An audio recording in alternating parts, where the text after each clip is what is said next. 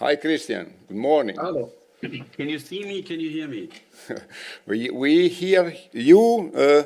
Possiamo alzare forse un po' il volume, perché lo sentivo un po' basso. Okay. So Christian, sorry for to being late, but you know, we are Italian, we take 15 minutes break before beginning.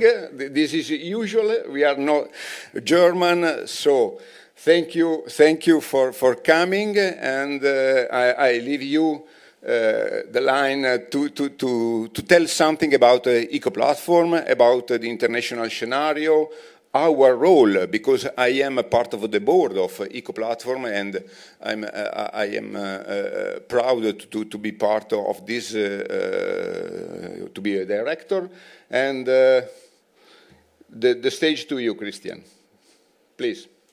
Thank you, Lorenzo. Grazie mille. My Italian coffee that I have from an Italian coffee machine was good enough to overcome the little delay in your Italian event. So no, don't you worry, I'm not that German. Sorry to force you into English language now, but you don't want to hear my Italian. I think I was able to understand pretty much of what you have said in your introductory words, Lorenzo. So welcome from my side. Maybe a very short introduction from me as a person to then explain how Eco-Platform got founded and what it is all about. When I worked as a civil engineer for a big construction company, I got more and more involved into green building rating schemes, and that was at the time when I built up a central department for sustainability at Hochtief, which is the construction company I was working for. And as that, I got involved into the founding process of a German Sustainable Building Council, the DGNB, Deutsche Gesellschaft für nachhaltiges Bauen. And we established a rating scheme, a green building rating scheme, together with the Ministry for Construction in Germany. In these years, I was working then for the DGNB as a CEO, so I established the rating scheme in Germany and represented Germany on the World Green Building Council board. And in this role, I was asked to give a statement and propose something to the COP15, or a side event of the COP15 that was in 2009 in Copenhagen. And there was a side event of the UN Environmental Programme on sustainable building and constructions. And there I sent out the message on behalf of the World Green Building Council, don't start to manage before you can measure. We were presenting common carbon metrics for the building sector. Pretty much what is now done with the levels framework, if you have heard about that, maybe on European level, so a framework, common methodology for how to do life cycle assessment of buildings and infrastructure. This message was perceived well, and especially within industry. Construction product manufacturer associations contacted me afterwards and said, we like your message that you should first be able to measure before you manage, and that there must be more harmonization. But do you know, Christian, that there are already 12 different EPD schemes, and that was in 2009, that there are already 12 different EPD schemes throughout Europe. And can't you start there? Because for us as manufacturers, it is impossible to, and not affordable, to generate all the different EPDs for the different regions. And it was a Spanish monsieur who talked to me, and he said, and in Spain, we now have already 2 different schemes.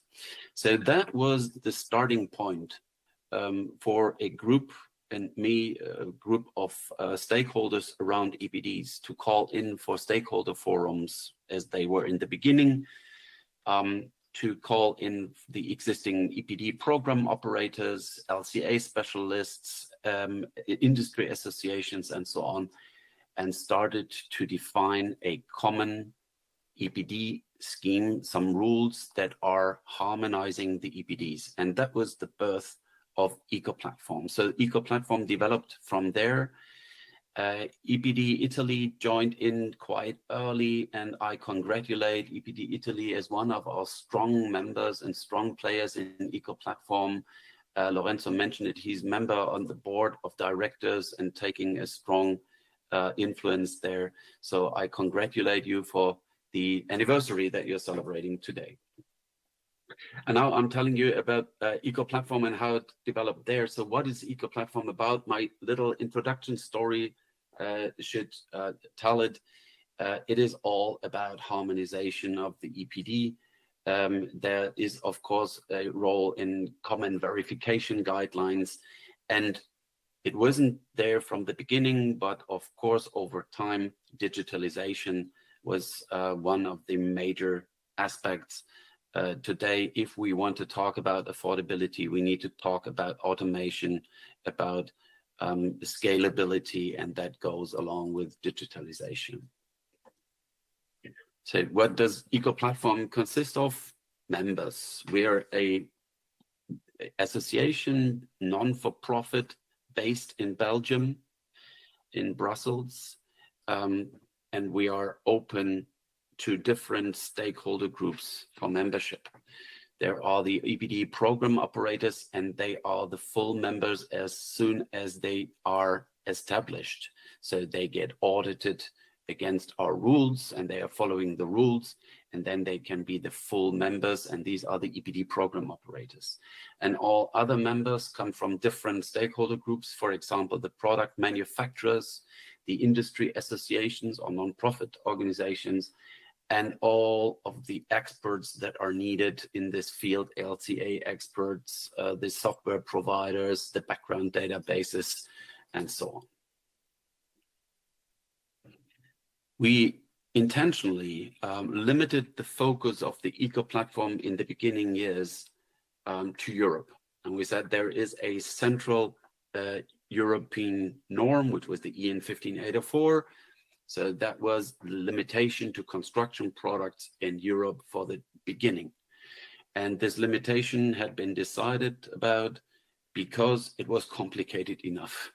That was the reason behind it. We said as soon as we have a reasonable solution established for the European construction products, we may go beyond. And we went beyond construction, and we went beyond Europe. And you see that in the distribution of our members over the globe.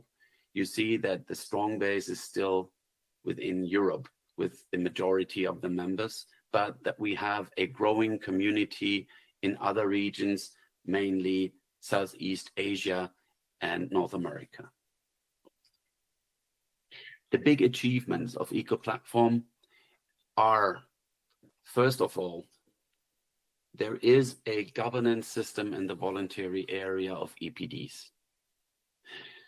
As you know, and as Lorenzo mentioned, there is regulation coming which make the EPD for construction products that have a harmonized Euro norm mandatory. And then there will be a governance, which is regulation and standardization. But for all the voluntary data, for the data which comes from EPDs, fall into the voluntary area, there had been no governance system until we came and defined one. And this governance system is the basis for any harmonization. And what is this, what I refer to as governance system? Governance system means we have rules and procedures to follow the same requirements. We have EcoPlatform standards that we develop all together with all the stakeholder groups. So in a multi-stakeholder approach, we define them, we agree upon them, and we keep them up to date with annual updates. And they are the DNA, so they are to be followed. And all the established eco program operators, the eco EPD program operators, have to follow our EcoPlatform standards. So these common rules, they are filling gaps which are left by different possible interpretations of standards, such as the 14,000 series or the EN 15804. And we fill these gaps one after the other to have no inconsistencies or as little as possible between the different program operators. So there are common calculation rules, there are common verification guidelines, there are verification guidelines for tools, there are, of course, the rules for audits, quality management requirements, and so on, digital data requirements. So these different documents form the eco-platform standards. And our eco-EPD program operators need to implement them into their own structure, into their own rules, and need to follow them, and they get audited against this. I think EPDItaly had just been audited again in a recurring audit and proven that you're following all the rules. So that is what is happening to keep quality control. And of course, this governance structure is the basis for any kind of harmonization. Only if there are mandatory rules to be followed, binding rules to be followed by all the program operators, we can harmonize anything. And probably, or maybe if we have time, we can discuss that a little bit more in detail later on, that with the upcoming situation, making more and more products mandatory to have an EPD or EPD-like information, there will be mandatory data out there for the market, and there will be voluntary data, and they will coexist side by side. But on the project level, or for product-to-product comparisons, for procurement and so on, you will need to compare the one and the other data or use it in the same projects. So we must have consistency between the mandatory and the voluntary data, and that is a very important role of eco-platform and our EPD program operators in future. So we need this governance structure, and that is something the European Commission needs too. They need our governance structure for the area where their regulation is not governing. Of course, part of the governance structure is the eco-EPD label as such. It is a renowned branding, and it makes the difference between a fake EPD or a non-controlled so-called EPD, where you don't know what is behind, and an EPD which follows our commonly agreed rules. And all these EPDs you find in the eco portal. It's an access gate to all the credible data in the digital versions of the EPDs, which are existing under each of the programs which are part of eco-platforms established program operators. You find them in a hub. It's not a database as such, it's a hub which is leaving the data in the data nodes of, for example, EPDItaly or the other program operators, and your request is referred to the data, but you find them all in one place. That is, of course, part of eco-platform as well. And eco-platform, not to forget, is a strong network. It had developed as the strongest network, or maybe the only network you have on environmental product declarations, so on EPDs and the LCA around it. All the stakeholder groups are there. The experts are there. We are representing the commonly multi-stakeholder consensus approaches and positions and solutions in standardization and in regulation. So we are advisor to the regulators at the European Commission level. We are sending our delegates to standardization on CEN and on ISO level. And why are we so, I would say, powerful? Why do standardization bodies listen to us, or regulators listen to us? Because we are not representing a single interest group with an own particular interest, but we are multi-stakeholder, and we have all the experts with a lot of experience in implementation of EPDs in the market on board. And that makes our decisions, our solutions, our positions extremely strong. A little bit about the structure of eco-platform so that you understand that there is a general assembly, of course, consisting of all the members. There's a board of directors for the strategic decisions. Here, Lorenzo is part of one of our 9 directors. Then we have a management level and the head office, and then working groups. One of the groups is a little bit different from the others. That's the AGI, the Advisory Group Industry, who are meeting here on my very right screen in parallel while we are talking here. The Advisory Group Industry is open to all industry members, so associations and manufacturers, and is something like the Public Affairs Group for the special interest of industry. The other working groups are open to all members, and there are these 3 acronyms, TWOC, STARWOC, and TUWOC that you see here on the screen. We have the technical working group, the TWOC, which is, I refer to it as the heart of eco-platform. The technical working group, or TWOC, is really the owner of our eco-platform standards, so our governing documents. And in this working group, all the decisions are taken, all the members are informed and have their say, have their vote. The actual work is distributed, of course, to task groups. So the title working group is maybe not right. It's more a parliament, meanwhile, where the task groups are reporting to and then decisions are taken.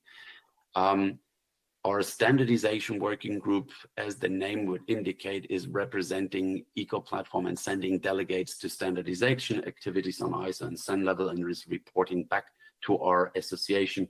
And the tool working group is, in fact, taking care for all the digital issues of the association. I would like to mention that we have come up with education programs meanwhile. That is my last slide, and maybe we then have time, Lorenzo, I don't know, for some questions. But I would like to mention that we are heading towards upcoming regulation in Europe. The European Commission is referring to, or is mentioning, that 430,000 manufacturers or companies are affected only within the EU by the construction product regulation, and need to build up knowledge and take decisions, need to collect data, build up processes, install programs, whatsoever data points, and improve their communication on EPDs. When I asked the Commission a couple of years ago, what is your plan to build up the capacity that is needed to make sure that the demand meets capacity in the market, LCA experts within the companies, within the manufacturers and their service providers, they reacted in a way, well, we will inform industry as soon as we have dates. There was no plan to build up capacity in educational programs and set standards for those, give us curricula, or even support initiatives. They leave that completely to the market. And then they ask back, why don't you take a leading role here? You have all the experts on board. You have a credible association. Can't you take a lead in this? And it was nothing that was ever intended when we founded the Eco Platform. It came to us by surprise, but we built up a program, an education program, which you find as well on our homepage if you're interested. So if you have to deal with the upcoming changes, then you'll find the answers, at least for manufacturers on that level, not for LCA experts or EPD program operators or verifiers, but for manufacturers, you find the answers in this educational offer that we are giving. And with that, Lorenzo, think I stopped sharing my screen.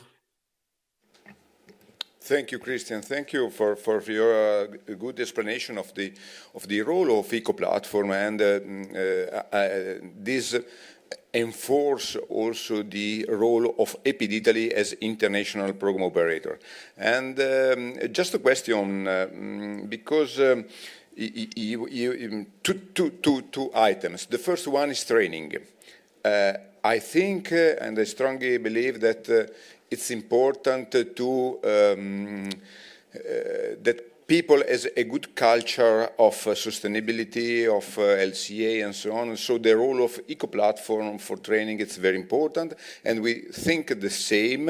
In fact, in Italy, we, as ICMQ, we started this year in 2025 the ICMQ Sustainability Academy, and we have the same scope that we have in eco-platform to help manufacturer, people, consultant to grow up in their knowledge about LCA, EPDs, and so on. And this is a good role of eco-platform, and I completely agree on this mission. The second item, and it's more a question to you, Christian.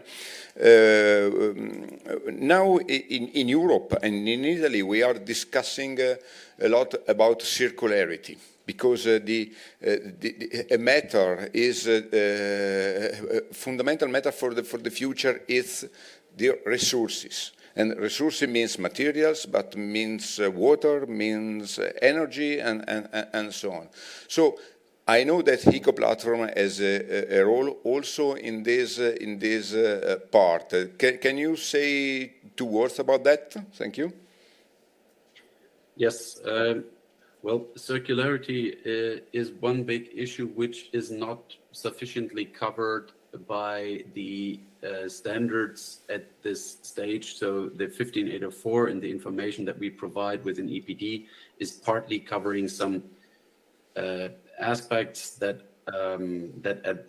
address circularity as an issue, but not sufficiently. We have lately developed criteria or indicators on top of the existing information in the current EPD system or EPDs to eventually extend the EPD to some circularity information that is needed for whatever purpose. There is a circularity task group which had identified 50 to 60, somewhat between 50 and 60 different methodologies or methods, including index systems, rating schemes, regulation worldwide, that is somewhat dealing with construction products in their circularity. And these different methods have been investigated on, they have been analyzed, and from that there are some indicators resulting that are always somewhat the same bit of information that is needed for any kind of assessments of circularity downstream. They are now out as a proposal to extend the EPD, a potential extension of EPDs. But of course, we want to align that with the ongoing initiatives or activities at the standardization level. And we want to test it in a practicability test in a pilot phase. So that is a next step coming up, that we want to issue a pilot to test these additional indicators for practicability, to then bring them into standardization, eventually regulation, or into EPDs as such. They could eventually go into standardization and regulation later on. They could potentially keep on the voluntary side, first of all, as additional information in an EPD. So the EPD could contain the mandatory information from the CPR, and circularity indicators could come on top, first of all, on a voluntary basis to prove practicability, and later on they could be taken over into a regulation. So that is somewhat the intention there and the plan, and there's quite some activity within Eco Platform. Under your participation, Ugo is playing a big role there, Ugo Panuti. Okay, thank you, Christian. It's very important, as you underlined, that the EPDs and the circularity indices will comply, will be integrated in the same process, and not to have two different lines going into different directions. Thank you very much for your explanation. I thank you, and thank you for your patience, for waiting for us, and see you next time, Christian. Bye. Bye-bye. Thank you. Have a good event.